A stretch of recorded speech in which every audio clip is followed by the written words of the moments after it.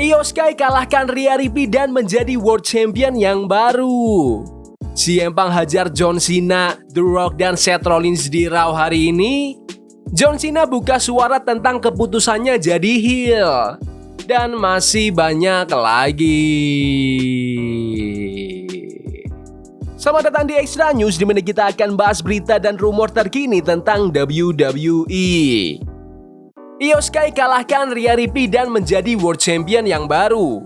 Di Raw hari ini, Io Sky tantang Rhea Ripley buat sabuk Women's World Championship dan pemenangnya akan melawan Bianca Belair di WrestleMania. Tapi ternyata, Io Sky berhasil hantamkan over the moonsault ke Rhea Ripley dan menang secara bersih untuk menjadi Women's World Champion yang baru. Hah? Jadi sekarang, Io Sky resmi akan lawan Bianca Belair di WrestleMania. Ini bakal jadi WrestleMania kedua berturut-turut buat Io Sky di pertandingan perebutan sabuk juara. Tahun lalu, dia masih jadi champion dan ngelawan Bayley. Sekarang, dia kembali berusaha mempertahankan gelarnya. Menurut kalian, apakah ini keputusan yang baik untuk lepaskan gelar juara dari Rhea Ripley ke Io Sky? Komen di bawah. CM Punk hajar John Cena, The Rock, dan Seth Rollins di Raw hari ini. CM Punk benar-benar meledak di Raw hari ini setelah apa yang terjadi di Elimination Chamber. Punk langsung hajar The Rock, John Cena, dan Seth Rollins di sesi promo brutalnya. Pertama, dia nyebut The Rock sebagai bold fraud alias penipu botak dan bilang kalau Rock itu cuma pura-pura peduli. Terus, dia nyerang John Cena yang udah jual jiwanya dan ngecek catchphrase "You can see me" dengan bilang, "Sekarang semua orang udah bisa lihat siapa kamu yang sebenarnya, John." Tapi nggak cuma itu, Punk juga ngancam Rollins, bilang kalau Becky Lynch harusnya jagain suaminya sebelum dia bikin Seth duduk di kursi roda. Tentu aja, ini bikin Rollins ngamuk, dan mereka pun langsung berantem.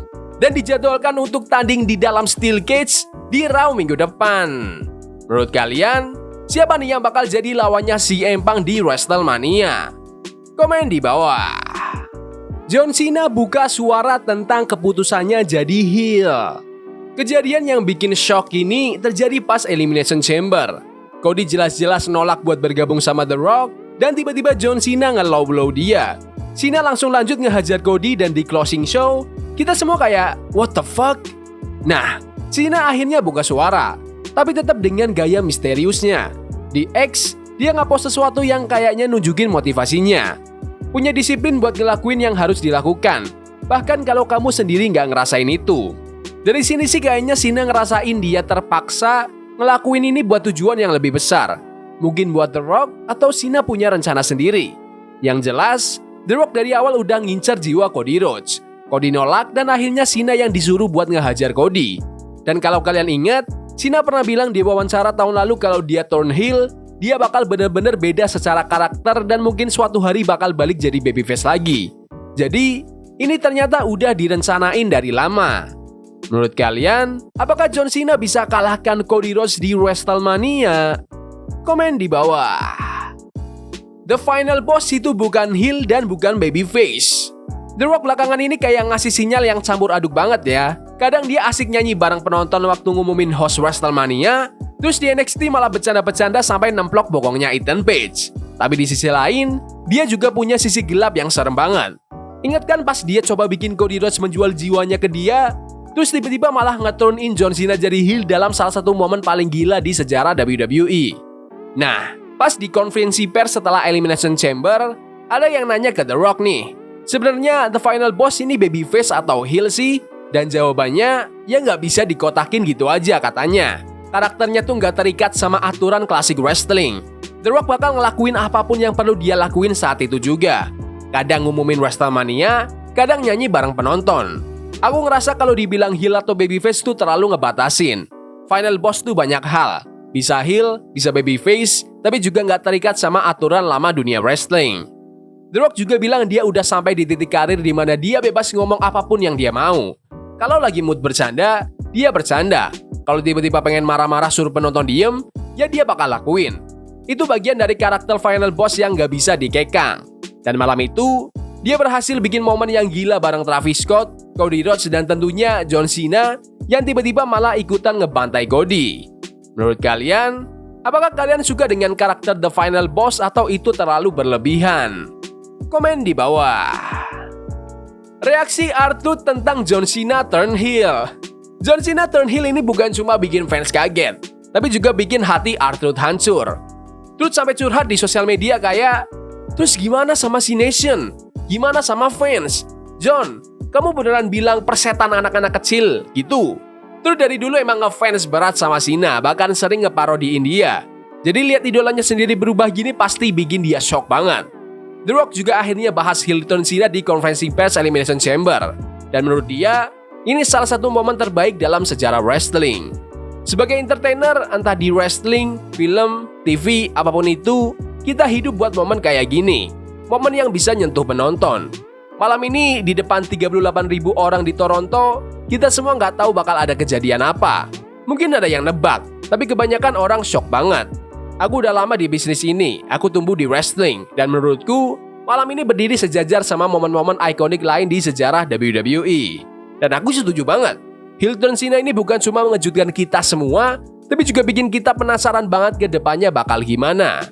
Menurut kalian, apakah R-Truth bisa ikutan turn heel dan ubah nama jadi Arlai? Komen di bawah. Uncle Howdy udah clear dari cedera.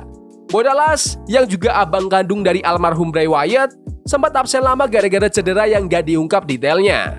Tapi sekarang, dia udah siap balik ke ring dan bakal lanjutin perannya sebagai Uncle Howdy. Buat kalian yang lupa, Uncle Howdy pertama kali muncul tahun 2022 di storyline-nya Bray Wyatt. Awalnya dia kayak musuh misteriusnya Bray, tapi lama-lama jadi sosok utama di Wyatt Six, kelompok yang ngebawa warisan karakter-karakter dari dunia Bray Wyatt. Tapi sayangnya, storyline ini sempat ngilang sejak akhir tahun 2024. Nah, dengan Bo Dallas udah sehat dan siap balik, kemungkinan kita bakal lihat Wyatt Six aktif lagi di WWE. Menurut kalian, apakah kalian masih tertarik dengan Wyatt Six atau udah basi? Komen di bawah. Rey Fenix keluar dari AEW dan bakal gabung WWE.